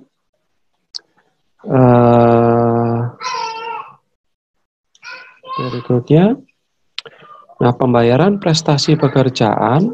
Oh ya, tadi terkait dengan apabila sudah, ini saya lanjut dulu dah. Pembayaran prestasi pekerjaan ada 3 cara, ada bulanan, ada termin, ada sekaligus setelah pekerjaan selesai. Ya, jadi ada bulanan, ada termin kemarin. Boleh tidak dilakukan sekaligus? Boleh saja. Tetapi ingat, dalam rangka menentukan apakah yang terbaik itu bulanan, termin, dan sekaligus, apakah dalam menentukan ini pejabat pembuat komitmen atau pejabat penandatangan kontrak atau istilahnya dalam Permen PUPR pemilik pekerjaan atau pengguna jasa bahwa setiap cara pembayaran ini berimplikasi. Pertama, mungkin dari sisi kita pemilik pekerjaan, pembayaran sekaligus setelah pekerjaan selesai 100% ini mungkin aman ya, merasa aman seperti itu, tetapi sebetulnya pembayaran sekaligus 100% ini akan membawa dampak atau efek bahwa penawaran akan semakin tinggi. Sebab apa? Sebab penyedia seringkali meminjam uang itu dari bank untuk melaksanakan proses atau melaksanakan pekerjaannya, sehingga penyedia akan menghitung bunga dari bank tadi. Ya, jadi tidak selamanya yang namanya sekaligus kerjaan selesai 100% itu terbaik. Jadi masing-masing ada baik dan buruknya, ya Bapak Ibu. Nah, yang terpenting adalah pembayaran prestasi pekerjaan ini dapat dilakukan ya sepanjang atau sesuai dengan prestasi pekerjaannya. Harus ya. Jadi kita membayar harus sesuai dengan prestasi pekerjaan. Nah, oleh karena itu ketika tadi ada pekerjaan yang di luar pulau, kemudian di tengah jalan menggunakan perahu, perahunya terguling, habis, apakah ini bisa dibayarkan? Maka itu kembali lagi ke sini, apakah sudah ada prestasi pekerjaan, mau dibayar berapa? Nah, ini yang perlu dibicarakan dengan aparat pengawas internal pemerintah. Dibuktikan apakah memang hal tersebut terjadi dan lain sebagainya. Jadi kalau sudah ada semacam ini, tolong ya Pak siapa tadi yang bertanya itu? Pak Zalmi tadi, kalau sudah ada kejadian seperti itu, tolong jangan diputuskan sendiri bahwa ini dibayar langsung semuanya. Jangan ya Bapak, tapi bicarakan dulu dengan aparat pengawas internal pemerintah dan ahli-ahli pekerjaan. Ya, tadi tidak semerta-merta kita langsung membayar. Demikian. Ya, kalaupun mau dibayar. Oh, ya. Ada pertanyaan lagi Pak dari Pak Afif. Pak Afif, terkait ini ya. Oke. Direktur sedang dalam keadaan sakit atau berhalangan, bolehkah kontrak ditandatangani oleh orang kepercayaan pilihan direktur yang dibuatkan akta notaris kuasa direktur, namun bukan pegawai tetap dan tidak tercantum dalam akta pendirian? Ini bisa jadi debatable. Tapi saya sebagai pendamping kontrak ya, maka saya sangat tidak membolehkan semacam ini. Karena apa? Ada jadi ke dalam KUH Perdata kita itu ketika kita menandatangani kontrak, maka kita mewakili diri kita sendiri dan juga mewakili badan hukum atau badan usaha. Nah, ketika hal itu diserahkan kepada orang lain, maka tidak diperkenankan. Itu adalah orang yang tidak ada kaitannya dengan badan usaha kita. Jadi tidak diperkenankan ya, bukan pegawai dan namanya tidak ada di dalam akte pendirian meskipun dia dibuatkan dibuatkan akta notaris untuk diberikan surat kuasa. Jawaban saya tidak. Saya khawatir karena pernah ada kejadian yang diberikan kuasa itu adalah orang yang di depan itu. Ya. Pernah ini ada kejadian. Ya, jadi maka ini sebaiknya tidak dilakukan. Ya. Gitu. Satu lagi Pak dari Pak Halmi, terkait dengan subkontrak, kapan kita mengetahui untuk penggantian nama perusahaan penyedia? Ya, terkait dengan subkontrak, kapan kita mengetahui untuk penggantian nama perusahaan penyedia? Nah, biasanya penyedia akan menyampaikan apabila terjadi perubahan nama. Ya, mungkin awalnya nama A, kemudian diganti akta notaris nama B, maka penyedia akan menyampaikan ke kita bahwa telah terganti perubahan nama. Nah, kalau sudah demikian, dibuktikan kita melakukan klarifikasi terkait dengan akte perubahannya, kita lihat kalau memang benar-benar itu sudah ada akte yang baru yang menyebutkan bahwa memang itu merupakan perubahan nama penyedia, maka kita melakukan adendum kontrak. Itu ya. Jadi penyedia menyampaikan surat ke kita. Sebab apa? Sebab kalau dia tidak menyampaikan perubahan itu, ketika nanti mau melakukan pembayaran, kita akan kesulitan karena nanti nama perusahaannya sudah ganti. Apalagi kalau menggunakan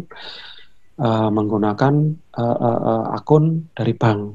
Nah, gitu ya. Jadi penyedia menyampaikan ke kita, termasuk juga kelengkapannya perubahan akte pendiriannya. Mungkin gitu, ya. pembayaran berdasarkan prestasi pekerjaan. Ini yang penting difahami ya Bapak Ibu, dipikirkan bahwa kita tidak diperkenankan untuk membayar melebihi prestasi pekerjaan. Ya, meskipun pada kenyataannya ada hal-hal yang mengharuskan kita membayar mendahului prestasi pekerjaan. Selama itu diatur, diperkenankan. Contoh, uang muka. Ya, uang muka itu adalah pembayaran yang tidak sesuai dengan prestasi pekerjaan. Oleh karena itu, uang muka wajib ada jaminan uang muka. Ya, jadi harus. Kemudian kita melakukan pembayaran di mana asetnya sudah kita kuasai. Contoh, sewa bangunan gedung untuk kantor yang akan kita tempati. Maka biasanya pihak yang disewa tidak mau pembayarannya di akhir. Kita nyewa membayar di akhir. Nah, mintanya biasanya si pihak pemilik minta di awal, maka ini diperkenankan. Karena apa? Pertama, dari sisi aset nanti sudah kita tempati, maka aman uang kita, maka diberikanlah pembayaran, diperkenankanlah pembayaran mendahului prestasi pekerjaan. Contoh berikutnya adalah asuransi. Ya, asuransi diperkenankan kita membayar terlebih dahulu. Ya, ya termasuk kita sendiri ya sebagai aparatur sipil negara, sebagai pegawai negeri sipil, kita kan juga dibayar mendahului prestasi pekerjaan. Kita dibayar dulu, kerja belakangan. Makanya kalau ada yang bolos, nah itu berarti dia berhutang kepada negara. Ya, karena udah dibayar, nggak kerja, berarti dia hutang. Tapi kalau saya enggak loh ya, saya sakit ini ya, saya enggak bolos ini Bapak Ibu. Ya, nah berikutnya pembayaran dapat dilakukan untuk peralatan atau bahan yang belum terpasang yang menjadi bagian dari hasil pekerjaan yang berada di lokasi pekerjaan dan telah tercantum dalam kontrak.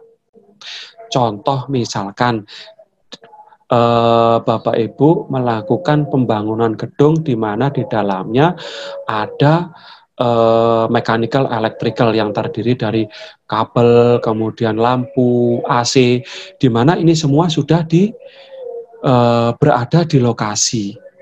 Maka yang demikian ini apabila nanti yang bersangkutan itu dilakukan pemutusan kontrak karena bahannya tadi sudah ada di lokasi dan sudah kita kuasai, maka AC, lampu tadi sudah bisa kita bayarkan. Tentu pembayarannya minus pemasangan karena belum terpasang.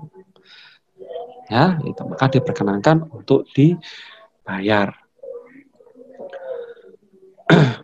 Kemudian berikutnya perubahan kontrak. Dalam hal terdapat perbedaan kondisi lapangan pada saat pelaksanaan dengan gambar dan atau spesifikasi teknis atau KAK yang ditentukan dalam dokumen kontrak, PPK bersama penyedia dapat melakukan perubahan kontrak. Ingat Bapak Ibu, namanya perubahan kontrak. Jadi kontrak yang sudah ada itu diubah. Dengan kata lain, jangan pernah mengadendum atau merubah atau istilahnya mengamandemen kontrak sebelum ada kontrak awal. Namanya saja perubahan kontrak. Karena tidak sedikit pemahaman misalnya begitu sudah SPPBJ, begitu dilihat di lapangan itu kondisinya berbeda, maka kontrak ditandatangani dengan kondisi yang berbeda tadi. Jadi sudah tidak sesuai dengan hasil dari proses pemilihan penyedia. Ini yang tidak diperkenankan. Jadi seberubah apapun kondisi yang ada di lapangan, tanda tangani terlebih dahulu. Ya, kondisi awalnya seperti apa. Barulah misalkan pagi kondisi awal ditandatangani, siang ditandatangani perubahan kontrak, sudah diperkenankan. Tidak ada aturan yang menyatakan berapa lama sih kontrak itu boleh diubah, tidak ada. Jadi pagi tanda tangan kontrak awal, siangan dikit perubahan kontrak atau adendum kontrak. sudah boleh diubah, sudah boleh ditandatangani. Ya, gitu Bapak Ibu. Jadi jangan sekali-sekali merubah kontrak sebelum ada. Perubahan kontrak dapat dilakukan untuk semua jenis kontrak, tapi seperti yang di awal kemarin ketika kita membahas jenis kontrak, untuk kontrak lumsum, ya ingat kontrak lumsum itu seyogianya itu tidak diubah, maka seharusnya tidak diubah. Tetapi perubahan kalau mendesak ya diperkenankan, diperbolehkan oleh aturan. Tapi bukan berarti tidak urgent, tidak penting langsung diubah. Sebetulnya itu akan riskan ya. Jadi Perpres membuka adendum kontrak untuk kontrak lumsum ini, sebetulnya ini adalah lubang untuk kondisi-kondisi yang memang memerlukan perubahan saja, ya. Kemudian menambah atau mengurangi volume pekerjaan yang tercantum dalam kontrak, ya. Menambah atau mengurangi volume pekerjaan dalam kontrak itu dibuatkan perubahan kontrak. Menambah dan atau mengurangi jenis kegiatan juga diperkenankan. Mengubah spesifikasi teknik pekerjaan untuk menyesuaikan dengan kondisi di lapangan juga diperkenankan.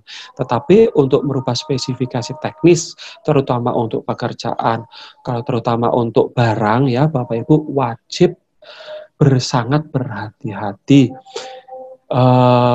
Karena biasanya kasus yang pernah ada itu adalah spesifikasi ini diubah dengan alasan tidak ada lagi di pasaran, tetapi kemudian si PPK tidak memahami kesetaraan spesifikasi teknik, kesetaraan barangnya.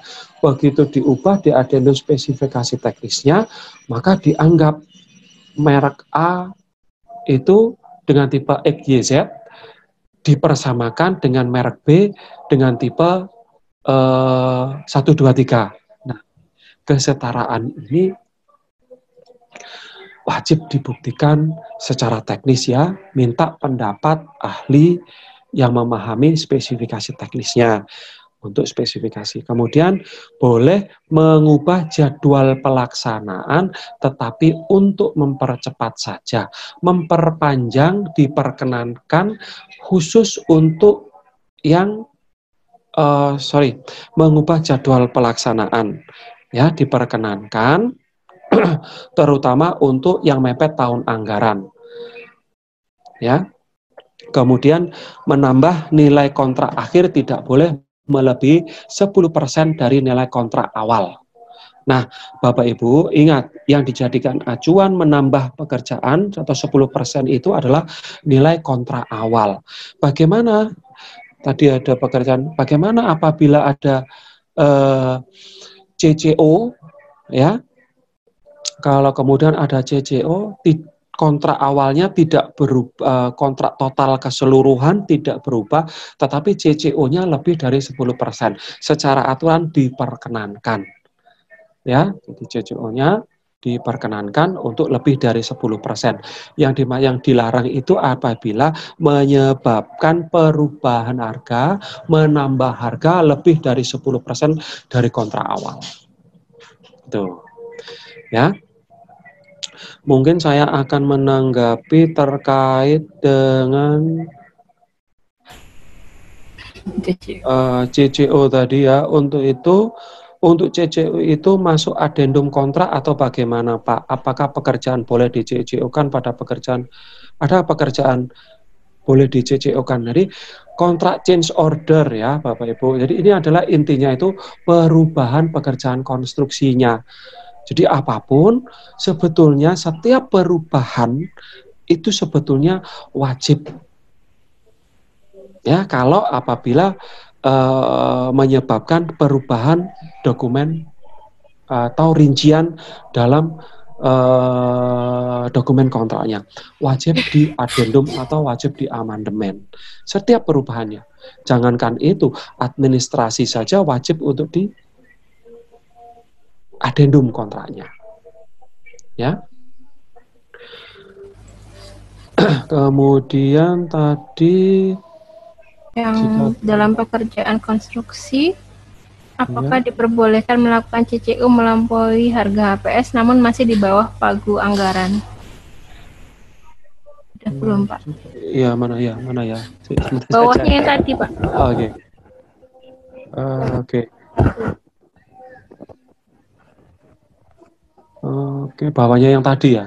Iya, bawahnya yang tadi yang Bu Siti Arumani, bawahnya langsung Pak Afif itu Oh ya, pertanyaan. dalam pekerjaan koni apakah dibolehkan melakukan CCO melampaui harga HPS namun masih di bawah pagu anggaran?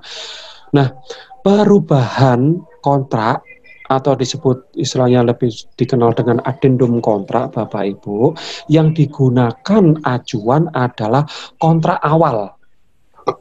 Jadi kontrak awalnya. Jadi ketika misalkan ada HPS 1,5 miliar, tetapi kontraknya diikat 1 miliar, yang digunakan adalah kontrak yang ditandatangani yang sebesar 1 miliar tadi. Itu yang digunakan acuan. Nah, apabila ada perubahan kontrak, amandemen kontrak, ternyata membutuhkan anggaran 200 juta. Anggaran awal 1 miliar, kemudian dibutuhkan penambahan 200 juta. Maka yang 100 juta diperkenankan didapat melalui amandemen atau perubahan kontrak. Jadi kalau kontrak awal itu 1 miliar, kontraknya sekarang diubah menjadi 1,1 miliar. Pak, perubahannya butuhnya 1,2, yang 100 juta melalui mekanisme adendum, yang 100 juta lagi bagaimana? Ya berarti melalui mekanisme pemilihan penyedia barang dan jasa lagi. Ya, itu kalau secara aturan dalam perpresnya dikatakan maksimal hanya. Tetapi kalau di enternya saja, ya di enternya saja, misalkan pekerjaan itu 1 miliar, ketika diubah pun hanya maksimal 1,1 miliar. Tetapi di dalamnya ada CCO, ya di dalamnya ada perubahan, ya ada perubahan pekerjaan yang lebih dari 10% diperkenankan.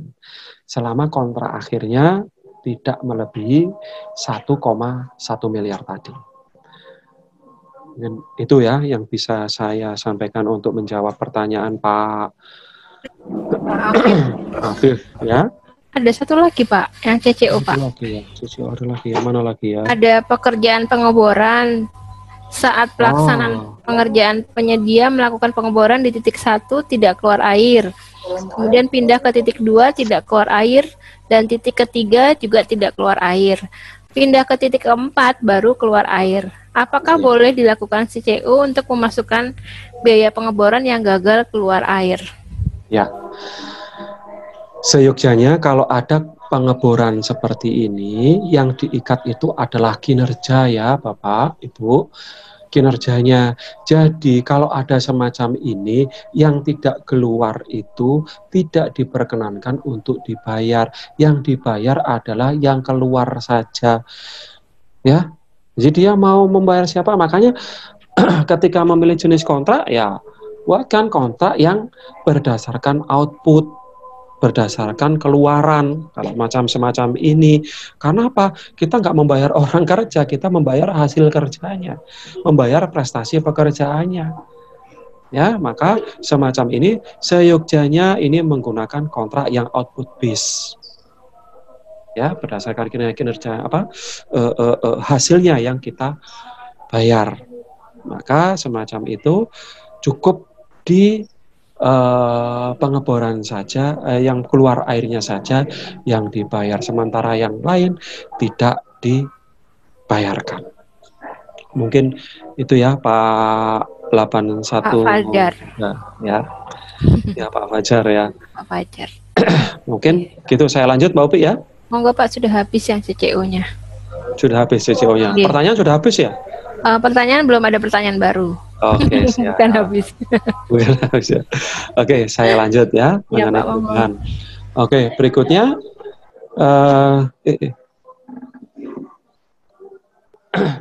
nah, Penyelesaian kontrak. Nah, kontrak berakhir dan pekerjaan belum selesai 100%, maka BPK melakukan penilaian terhadap kemampuan penyedia. Kalau pekerjaan belum selesai, ya Bapak Ibu, ya pekerjaan belum selesai dan kontrak belum selesai 100, maka melakukan penilaian penyedia. Ini dimaksudkan bagaimana? Dilihat, ya Bapak Ibu, dilihat. Kadang ada pekerjaan yang memang belum selesai secara volume belum selesai 100%, tetapi kemudian pekerjaan itu ternyata sudah selesai. Ini pernah ada soal yang sedemikian. Jadi ada pemasangan apa namanya pengerjaan sungai itu apa sanitasi ya sanitasi ya itu apa istilahnya itu. Ya sanitasi kalau nggak salah apa perpipaan sanitasi pokoknya penyediaan air ya dari sungai yang besar ke persawahan. Dari rancangan semula itu ada 1 kilometer atau 1.000 meter. Ternyata ya 1.000 meter ini sampai ke persawahan ke titik di mana air itu akan dibagi ke sawah-sawah. Nah, tetapi ternyata ketika mencapai angka 950 meter titik itu sudah tercapai. Nah, maka pekerjaan ini secara volume tidak selesai, tetapi pekerjaan ini sudah selesai 100% karena tidak mungkin masa sudah nyampe 900 sudah nyampe ke titik yang sudah ditentukan harus ditambah lagi 50 meter lagi dari pekerjaan yang percuma. Nah, maka meskipun demikian, maka pekerjaan ini sudah dianggap selesai ya. Nah, kemudian jika kontrak berakhir dan pekerjaan belum selesai 100%, maka BPK melakukan penilaian terhadap kemampuan penyedia. Jadi kalau memang kinerjanya nggak selesai, volumenya nggak selesai, ya nanti dalam penilaian kinerja disikapnya nanti kasih bintang 2 saja ya, gitu kan. Kalau Grab atau Gojek kalau drivernya nggak beres kasih bintang 2, nah, itu nanti ke depan kan demikian. Kemudian jika dinilai mampu, BPK memberikan kesempatan dengan pengenaan denda sanksi denda keterlambatan. Nah, ini berkaitan dengan adendum jadwal tadi. Jadi ketika BPK menilai pekerjaan nggak selesai, tetapi ke depan penyedia ini masih memiliki kemampuan. Apabila diberikan kesempatan untuk menyelesaikan pekerjaan, maka yang demikian penyedia diberikan kesempatan ya untuk melanjutkan pekerjaannya, tetapi setiap hari kesempatan diberikan denda. Nah, dokumennya atau kontraknya di adendum. Ya, di adendum memberikan kesempatan dengan pengenaan denda setiap harinya 1 per mil per hari keterlambatan. Tuh, ya. Nah, kemudian bagaimana kalau menurut PPK pekerjaan tersebut penyedia diberikan kesempatan pun tidak bakal mampu? Maka BPK dapat melakukan pemutusan kontrak secara sepihak. Ya, apabila meskipun tidak diberikan kesempatan. Kalau sudah PPK menyatakan wah nggak bakal dia selesai, udah putus saja, nggak perlu nunggu terlambat lagi. Kita nanti sama dengan dibohongi penyedia ya. Kemarin aja terlambat, kita udah nilai kayak nggak mampu, dia masih ngotot. Saya akan menyelesaikan Pak, saya akan. Udah putus saja. Kalau memang dinilai, ya. Jadi keterlambatan pemberian kesempatan itu bukan hak penyedia, tetapi itu toleransi pejabat pembuat komitmen dalam memberikan kesempatan kepada penyedia. Berikutnya, kalau sudah selesai setelah pekerjaan atau barang hasil pekerjaan selesai 100% sesuai dengan ketentuan dalam kontrak, penyedia mengajukan permintaan secara tertulis kepada BPK untuk serah terima barang atau jasa. Nah, Bapak Ibu, ketika BPK itu ketika pekerjaan sudah selesai 100%, maka dalam pekerjaan konstruksi seyogyanya ada yang namanya final addendum ya. Contoh seperti yang saya sampaikan tadi, pekerjaan penyaluran air tadi, saya lupa itu kasusnya pipa atau jadi pekerjaan sudah selesai itu buatkan final addendum sebagai dasar pembayaran kontraknya. Ya, jadi untuk pekerjaan konstruksi itu harusnya ada sih. Nah, kemudian ketika sudah menyampaikan permohonan kepada PPK, maka PPK wajib melakukan pemeriksaan terhadap pekerjaan yang dinyatakan selesai oleh penyedia. Apabila ternyata sudah selesai, maka PPK dan penyedia menandatangani berita acara serah terima pekerjaan pertama atau PHO atau Provisional Handover atau serah terima pertama. Maka ini digunakan sebagai dasar untuk pembayaran atau sebagai dasar untuk menyatakan bahwa pekerjaan telah selesai 100%. Pembayarannya seperti tadi bisa 95%. Atau bisa 100% dengan cara penyedia menyerahkan jaminan pemeliharaan. Berikutnya, ya, kalau sudah dilakukan pembayaran, maka PPK ketika sudah dibayarkan ya Bapak Ibu, maka PPK melaporkan kepada PA ya dengan maksud untuk menyerahkan aset konstruksi tadi kepada PA atau KPA.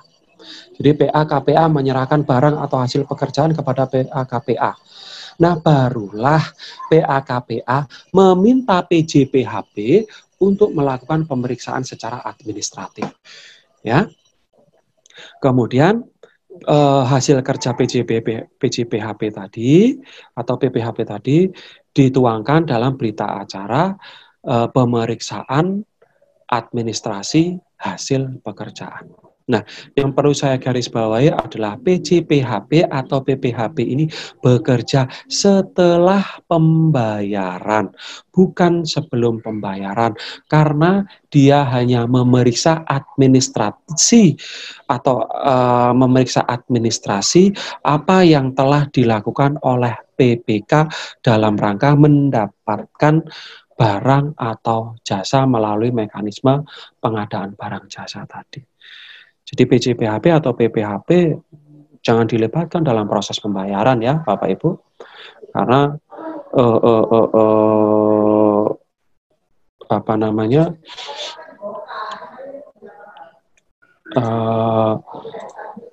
PPHP jangan dilibatkan dalam proses pembayaran. Nah, itu. Kemudian keadaan kahar ya, ini suatu keadaan yang terjadi di luar kehendak para pihak. Nah, intinya adalah apabila ada keadaan kahar maka kontrak bisa dihentikan, baik dihentikan sementara waktu maupun dihentikan secara permanen. Nah, apabila dihentikan sementara waktu maka pekerjaan bisa dilanjutkan dengan penyedia diperpanjang waktunya tanpa pengenaan sanksi denda keterlambatan karena kondisi keadaan kahar tadi. Ya, nah peristiwa tersebut dinamakan peristiwa kompensasi. Jadi tindak lanjut yang dilakukan oleh PPK karena kondisi keadaan kahar disebut dengan peristiwa kompensasi. Kalau yang tadi itu pemberian kesempatan, terlambat karena pemberian kesempatan, itu kenakan denda, tapi keterlambatan karena peristiwa kompensasi tidak dikenakan sanksi. Ya, Bapak Ibu. Kemudian lama waktu untuk pemberian perpanjangan waktu karena keadaan kahar ya sepanjang waktu keadaan kahar ya. Cuman keadaan kahar tidak otomatis ya Bapak Ibu di addendum pekerjaan kontraknya, tetapi Bapak Ibu penyedianya wajib berkirim surat secara tertulis kepada PPK maksimal 14 hari sejak peristiwa keadaan kahar itu terjadi. Nah, jangan sampai penyedianya nggak lapor, tiba-tiba ketika dia dinyatakan terlambat, dia minta peristiwa kompensasi, sudah tidak bisa. Jadi penyedia harus menyampaikan ya keadaan kahar itu kepada pejabat pembuat komitmen. Nah, pejabat pembuat komitmen wajib mengklarifikasi, memverifikasi, mengecek apakah benar peristiwa kondisi keadaan kahar tersebut terjadi. Itu ya, diperkenankan. Nah, ini ya, jadi harus ada pertimbangannya. Ya, kalau menurut pertimbangan BPK itu pura-pura, misalnya kemarin ada yang bertanya ya mengenai hujan. Hujan nggak terlalu deras tapi berpengaruh. Nah, ini PPK ya mengundang konsultan pengawas ya, kemudian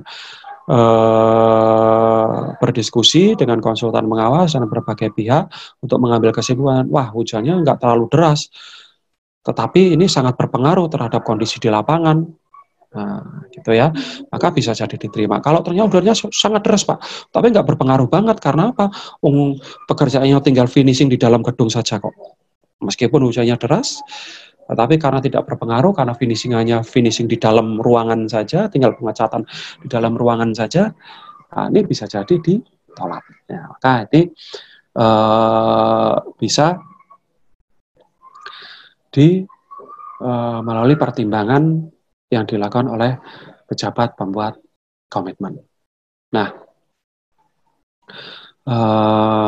apalagi ya yang perlu saya sampaikan ya? Ada pertanyaan sih, Pak. Oh, ada pertanyaan. Oke, siap. Dari Pak Afif. Pak Afif, oke. Dalam hal pemberian kesempatan kepada penyedia menyelesaikan pekerjaan dapat melampaui tahun anggaran. Bagaimana terkait pembayarannya jika anggarannya tahun tunggal dan bukan tahun jamak, yang tidak bisa melewati tahun anggaran berjalan? Ya, memang ini dilematis ya Bapak Ibu, dilematis. Artinya memang begini, dalam Perpres ya, kalau untuk APBN sih memang mudah ya kalau APBN, tapi kalau APBD memang sulit. Kalau memang ini benar-benar terjadi ya Bapak Ibu, maka pemberian kesempatan ini pejabat pembuat komitmen jangan berdiri sendiri. Harus ada berita acara, hasil penilaian, hasil rapat bersama, hasil pembahasan bersama antara OPD, terutama antara pengguna anggaran, terus kemudian Dinas Keuangan, dan Inspektorat yang menyatakan bahwa tahun depan pasti akan dianggarkan kembali sebesar yang dibutuhkan.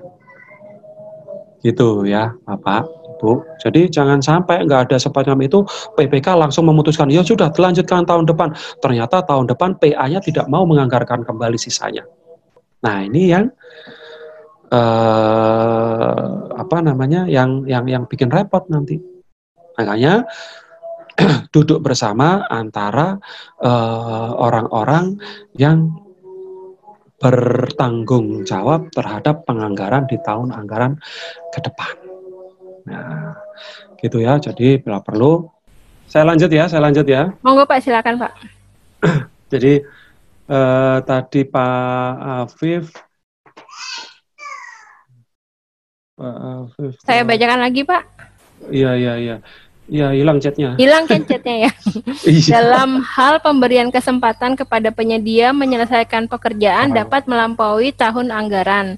Bagaimana terkait pembayarannya jika anggarannya tahun tunggal dan bukan tahun jamak yang tidak bisa melewati tahun anggaran berjalan? Ya, oke. Ya, terima kasih Mbak Obi. Saya ingat lagi. Jadi intinya Pak Afif ya, jadi duduk bersama antara pengguna anggaran, kemudian Inspektorat, dan juga badan keuangannya ya, duduk bersama untuk memastikan bahwa tahun depan itu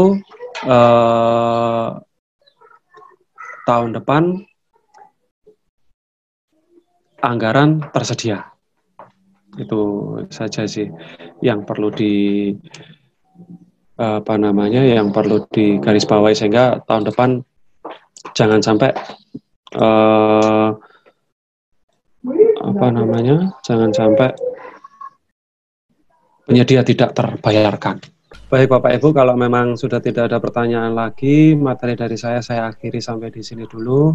Saya mohon maaf apabila mulai dari hari pertama, kedua, dan hari ini mungkin ada kata-kata yang kurang berkenan di hati Bapak Ibu semua. Saya mohon maaf yang sebesar-besarnya, dan mohon maaf pula apabila saya tidak bisa memuaskan Bapak Ibu, karena memang saya bukan alat pemuas. Ya, mohon maaf ya, yang sebesar-besarnya. Saya akhiri sampai di sini. Wassalamualaikum warahmatullahi wabarakatuh. Ada tahu bulat. Waalaikumsalam warahmatullahi wabarakatuh.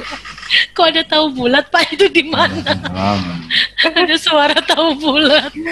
Baik Bapak Ibu, sebelumnya kita berikan aplaus untuk Pak Kadir. Terima kasih Pak Kadir setelah menjadi fasilitator kami selama 3 hari ini. Semoga ilmu yang Bapak berikan bermanfaat dan berkah buat kita semua. Sekali lagi saya mengingatkan Bapak Ibu untuk besok dimohon untuk menggunakan laptop dan dimohon untuk on time. Karena kalau praktek itu kalau ada yang ketinggalan nanti takutnya tidak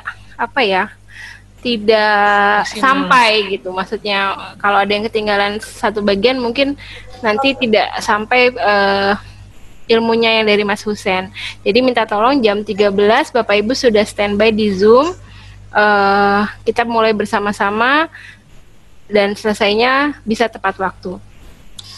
Saya atas nama moderator mohon maaf jika untuk kelas hari ini ada kekurangan dan kekhilafan. Untuk selanjutnya akan saya berikan langsung ke Mbak Neno sebagai pembawa acara. Assalamualaikum warahmatullahi wabarakatuh. Waalaikumsalam warahmatullahi wabarakatuh. Wah, sudah siap semua videonya. Kalau sudah siap, ini berarti harus kelihatan tepuk tangannya. Mana Bapak Ibu tepuk tangannya? Ya, terima kasih. Wah, jadi lebih semangat. Ini kan semangat sampai akhir berarti ya Pak Kadir ya. Alhamdulillah. Pak Kadir juga sudah semakin sehat, jadi semakin lebih semangat lagi. Pesertanya juga makin interaktifnya lebih banyak ini hari ini. Baik, demikian rangkaian kegiatan hari ini Bapak Ibu. Kami atas nama panitia mohon dimaafkan jika ada yang kurang berkenan dalam pelaksanaan maupun penyampaian kami. Selamat beristirahat apabila dalam perjalanan pulang. Semoga diberi keselamatan sampai dengan di rumah. Mungkin yang WFH bisa siap-siap sambil menyiapkannya sedang puasa. Silakan menyiapkan untuk berbuka puasa. Baik, dan sampai jumpa di kelas IAP berikutnya. Sekian dari kami. Selamat sore, salam sejahtera. Assalamualaikum warahmatullahi wabarakatuh. Waalaikumsalam warahmatullahi wabarakatuh.